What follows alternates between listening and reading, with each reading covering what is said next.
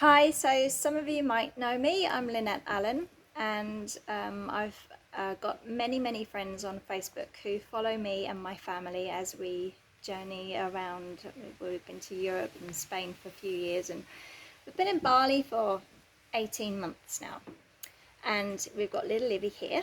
And recently, I started to work with Cosmos Oasis, which is a place where I serve cacao, and we were donating money each week to many charities, but one of them was BaliStreetMums, and that's why this beautiful lady is here with me. This is Kim. Hi everyone. She runs BaliStreetMums together with Deandra. So I put a little photo on Facebook a while ago saying, okay, I'm a bit overwhelmed. Don't push me, sweetheart, because the camera wobbles. Saying I'm a bit overwhelmed. Yeah. Because I'd been to see the children and the mums at the rubbish dump slums, and frankly it was an eye-opener. And then I was thinking, what can I do to help? And I know that many of you put comments on like, well, I can help, how can I help, how can I help? So then I had these people going, they want to help, and I'm like, Kim, what do they do? Like, I don't know what you need, like obviously money, but you know, what do you really need? So Kim said one of the most important thing is phones. And I'm going to let her explain why. So, mobile phones. Yeah. So smartphones, any kind, it can be, it doesn't have to be an iPhone at all.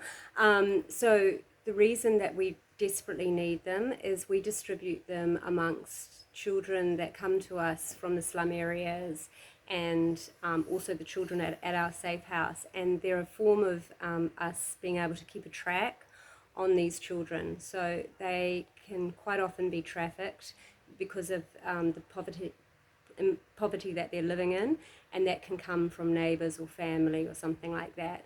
So the phone allows us to communicate with that child, and every night we do a group chat, and like, are you in bed, or lying in your room or whatever, and they are able to show us quite often, or type back to us, yes, I'm safe. And we have managed to rescue a number of little girls and boys through them having phones on them, and they can send us their location. The second reason that we need phones is that the schools in Bali have now been shut down since April, and will be shut down, closed down until April of next year, which is devastating for the children that cannot get online and study online, which is a lot of impoverished children.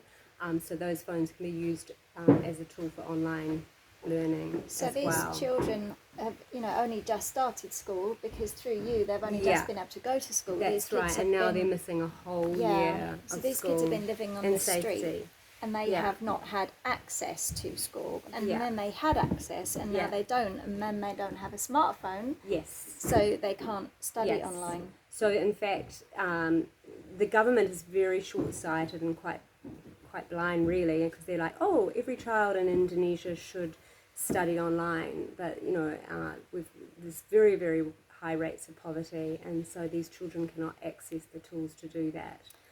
So I'm making this video kind of before we've got this sorted out, but one of my friends has said that she would help with a mobile phone drive. Wow. So if you're seeing this video, it's because that mobile phone drive is happening.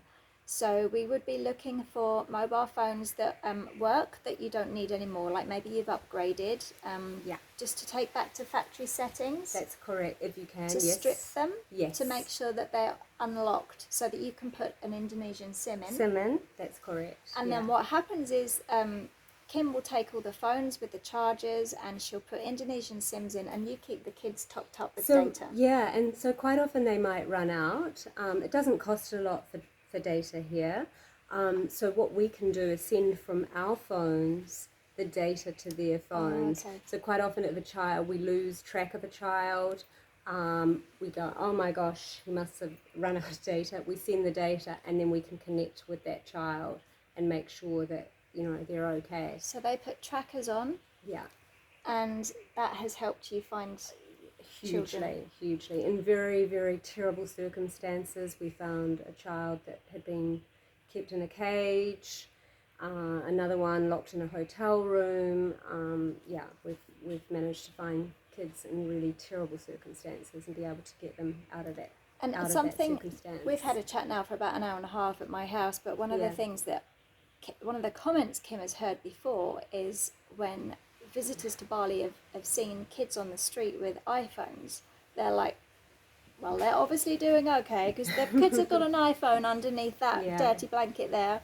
Well, I tell you what, that might have been given to them by Kim or by another charity. Yes. Because they're safety mechanisms. They're keeping these kids safe, and it means like people like Kim can actually know where they are, and if between coming out of your care and going home to the slums for the night and then coming back, if they don't return, Kim can track where they are. So I've only just really understood the importance of these mobile phones for these beautiful kids. And this charity is run by Kim and her friend Deandra, who's a social worker, and they're both psychologist. They're both angels, to be honest. They should have wings and halos. Like, they're both incredible women. Thank you. There's no other agency between anything you give Kim and the kids. Yes, that's correct. So there's no other agencies. There's no office. There's no office. There's no big payment system. administration. It's you and Deandra, and that's correct. it. Yes. And then what we do is, with a lot of the impoverished mothers that come to us with their children, is that we provide them like a stakeholder in our foundation. So in fact, there's no money going to people that do not need money or aid. It's all kept within that, so we need to have a mother we need a house mother. It's one of the mums that have come to us that have been desperately poor and begging on the streets, and then she becomes a mentor to other women. I'll keep this video as short as this. I think I have a podcast which you might not know about. I think I'm going to interview you on my podcast, and then we'll get a bit more of an in-depth for those who want to know more. That would be great.